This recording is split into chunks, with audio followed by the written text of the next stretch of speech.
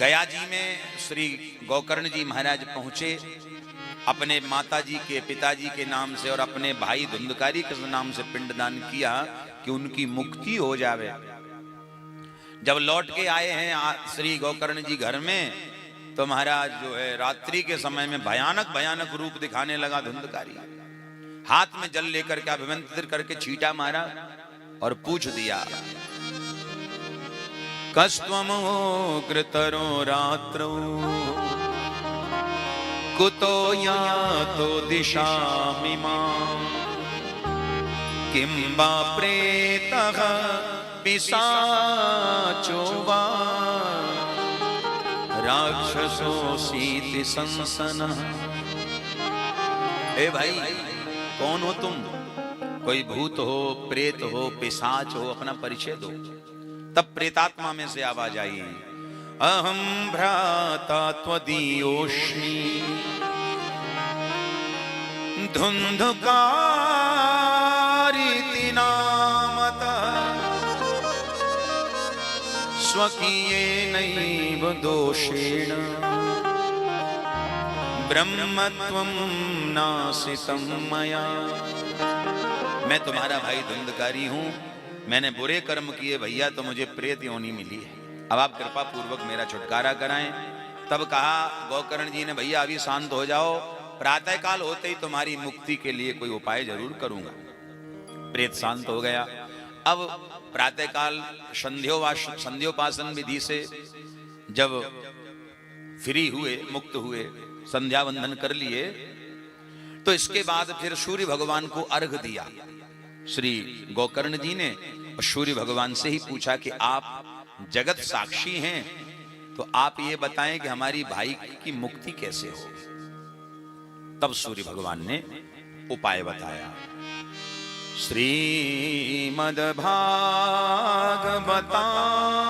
मुक्ति शब्दाहं वाचनं कुरु इति सूर्य वचः सर्वैः धर्मरूपं तु विश्रुतम्। अगर तुम्हारे भाई धुंधकारी को भागवत सप्ताह कथा सुनने को मिल जाए तो उसकी मुक्ति हो जाए, ये बात सूर्य भगवान ने गोकर्ण जी से कही है। बोलो राधे राधे। आवाज ना निकल रही है गई राधे राधे। दो लोग यहां से बोलते हैं और दो लोग यहां से बोलते हैं, बाकी क्या भंडारा खाने आए हैं? जोर से बोलो राधे राधे। ये बात देखो, पांडाल में जब आया करो तो ऐसा सोच के आया करो कि अब हम वृंदावन में जा रहे हैं। इस समय हनुमान जी के मंदिर का ये प्रांगण ग्राम उदयपुर कला अभी साधारण ग्राम या नगर शहर नहीं है। इस समय ये बांके बिहारी का सीधाम वृंदावन बन गया है। बोलो राधे राधे। और वृंदावन में रहोगे तो राधे राधे कहोगे, तो हम लोग तो वृंदावन ही में विराजमान है भैया। तो ऐसा आनंद तो ब्रज में ही मिले, वृंदावन में ही मिले। तो नारायण गोकर्ण जी ने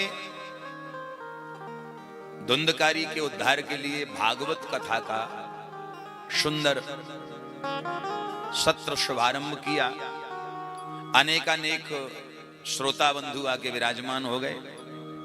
कथा की व्यासपीठ लगी है महाराज, व्यासपीठ पर गोकर्ण जी विराजमान हो गए।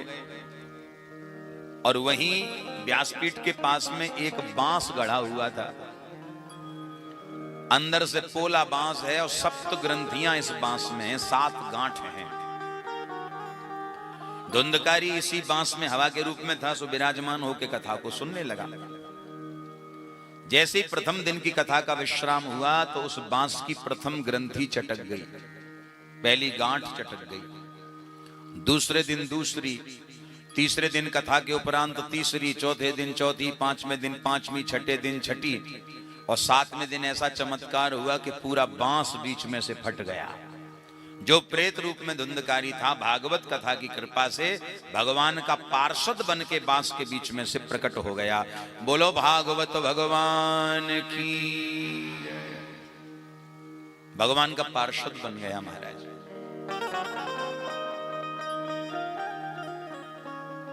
भगवान का जब पार्षद बना तो विमान आ गया भगवान के धाम से, आओ भैया धुंधकारी बैठो विमान में, चलो भगवान के यहाँ तुम्हारी मुक्ति हो गई है। जैसे ही विमान में धुंधकारी बैठने लगा, सोई गोकर्ण जी हाथ जोड़ के बोले भगवान के पार्षदों से, भैया जरा रुको, क्या हुआ? बोले ये भेदभाव क्यों कर रहे हो? कैसा भेदभाव? बोले कथा में तो हजारों श्रोताओं ने बैठ के कथा सुनी है और विमान केवल धुंधकारी के लिए ही लेके आए हो, ये भेदभाव नहीं तो क्या है? तब कहा भगवान के पार्षदों ने, श्रवणस्य विभेदे फल भेदोत्र संस्थिता। सुनने वालों ने भेद किया है, श्रवण में भेद हुआ तो फल में भेद हो गया। क्या मतलब? बोले धुंधकारी ने कथा को श्रवण किया, फिर उसका मनन और चिंतन किया तो उसकी मुक्ति हो गई, विमान आ गया। और बाकी जितने श्रोता बैठे हैं सबने टाइम पास किया, बोलो राधे राधे, कथा नहीं सुनी। चलो वहां की बात छोड़ो, उदयपुर कला की बात करें। यहां जितने भी श्रोता बैठे हैं, भाई माताएं बहनें सब जितने बैठे हैं, ये गारंटी क्या कि सब सुन ही रहे हैं? बोलो। कुछ सुन रहे हैं तो कुछ सो रहे हैं। बढ़िया कूलर की हवा लग रही है, ऊपर से गर्मी पड़ रही है, आनंद हो रहा है, चलो सो लो। और ये बात भी इसको कहा जाए एकदम फैक्ट है, ये बात बिल्कुल असरदायक है और सत्य बात है। घर में आपके यहाँ कितनी भी सुविधाएं हो, बढ़िया बेड पे मखमली गद्दे लगे हों, एसी चल रहा हो, कमरा बंद हो, आहा, ऐसी भीषण गर्मी पड़ रही हो, तो इतनी बढ़िया नींद उस मखमली गद्दे पर भी नहीं आती जितनी बढ़िया नींद यहाँ फर्श पे बैठ के आ जाती है। बोलो राधे राधे, सच्चाई है। कथा में फर्श पे भी बैठे हो,